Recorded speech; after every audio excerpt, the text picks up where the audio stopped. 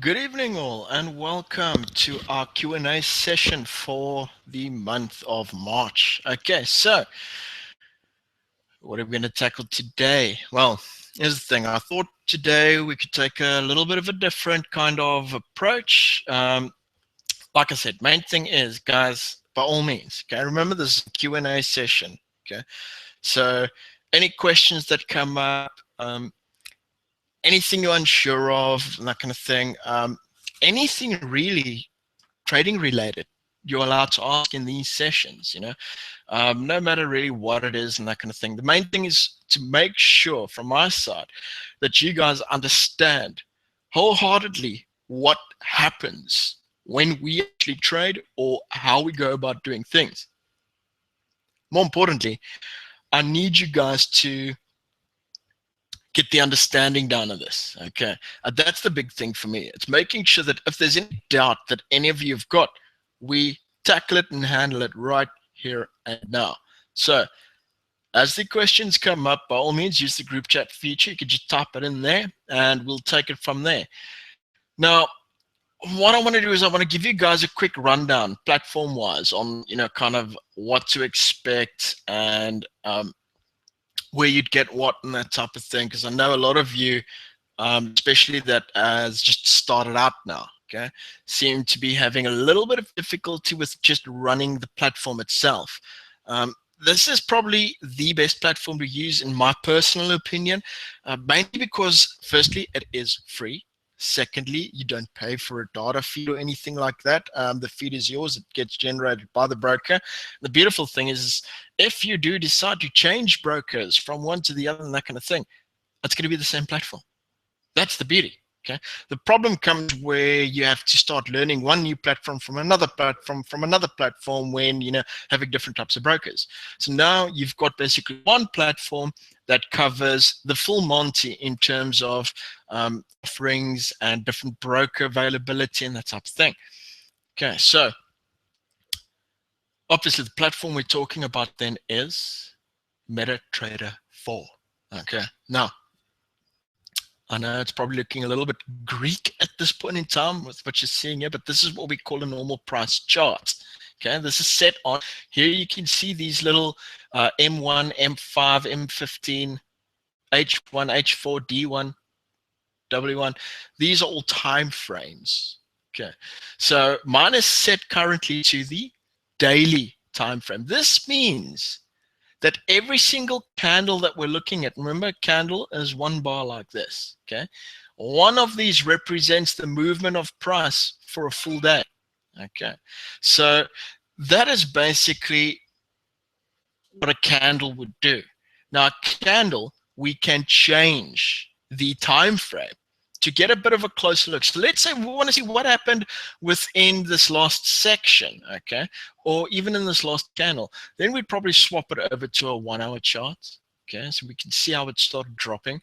We can swap it probably to a 5 or 15-minute chart to get a much quicker look as to what has happened.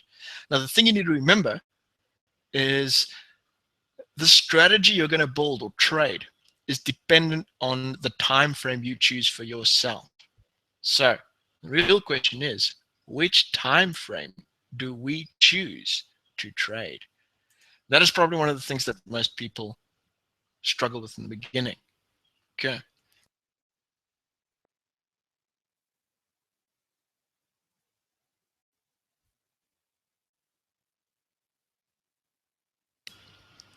Now,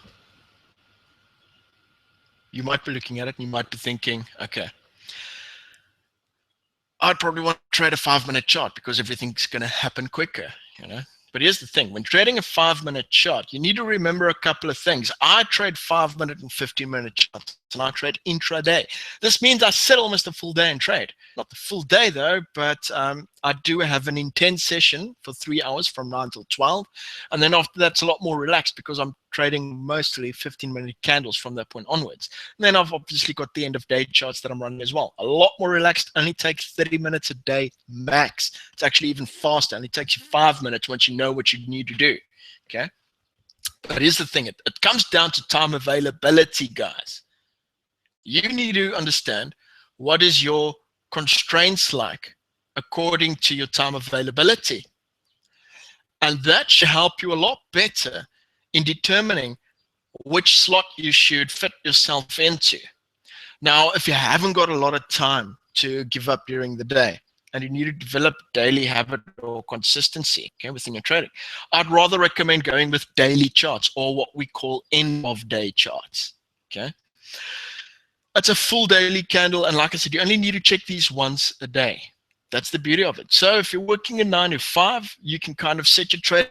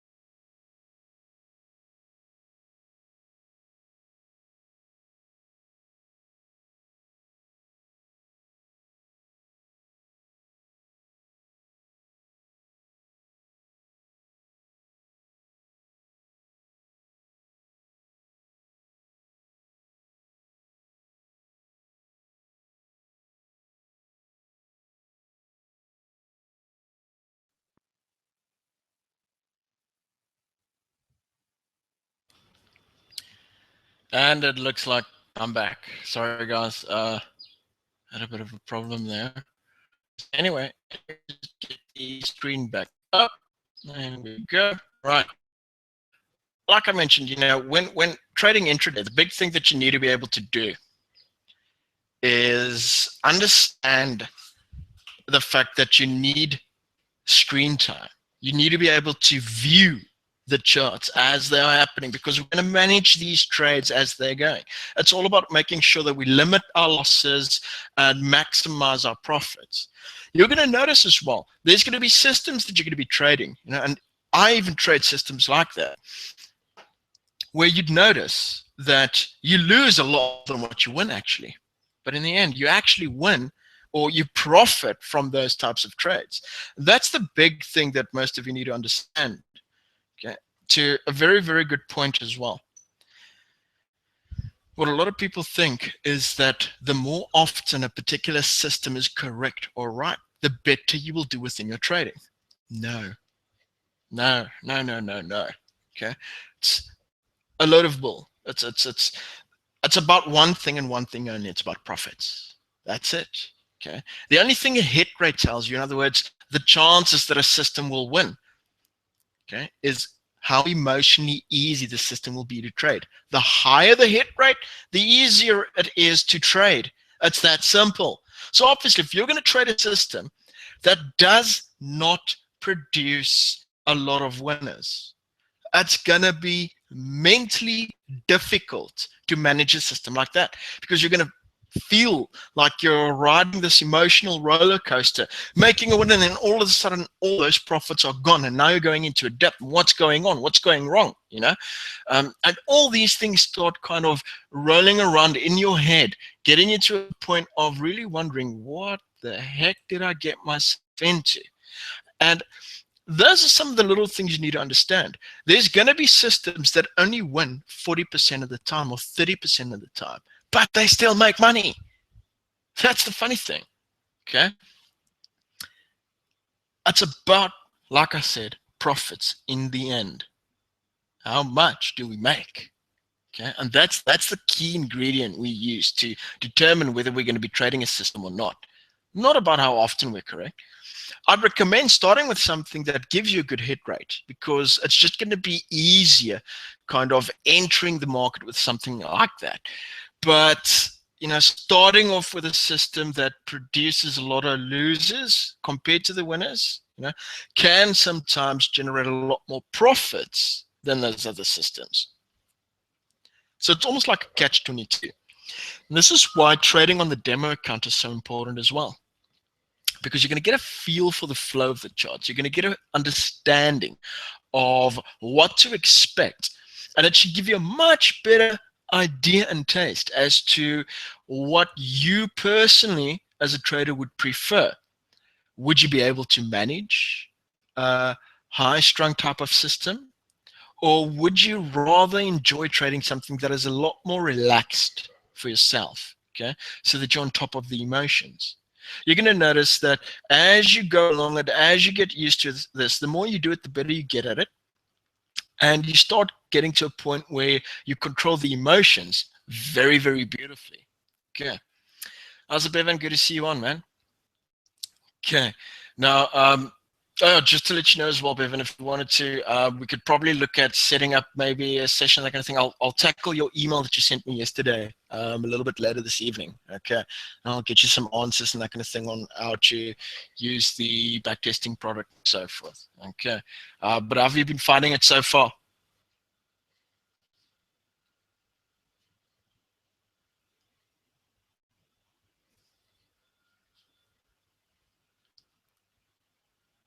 Okay, great stuff.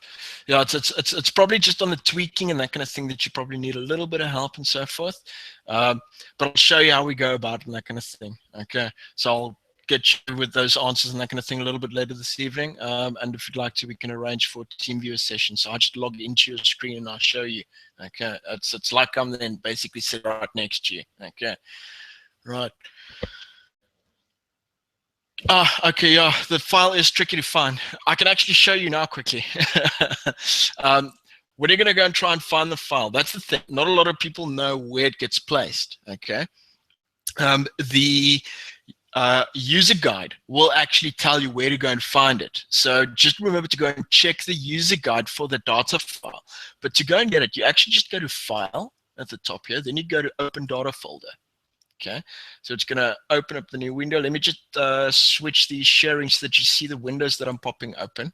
Here we go. Entire screen. There we go. Share. Okay, perfect. Right. So once we've basically gone to the File and Open Data folder, this window opens up. We just go to MQL4, right? And then it should be here under Files. There's data. There it is. Okay, so let me take you through it again. Okay, so you catch that. It's File, Open Data Folder, MQL4,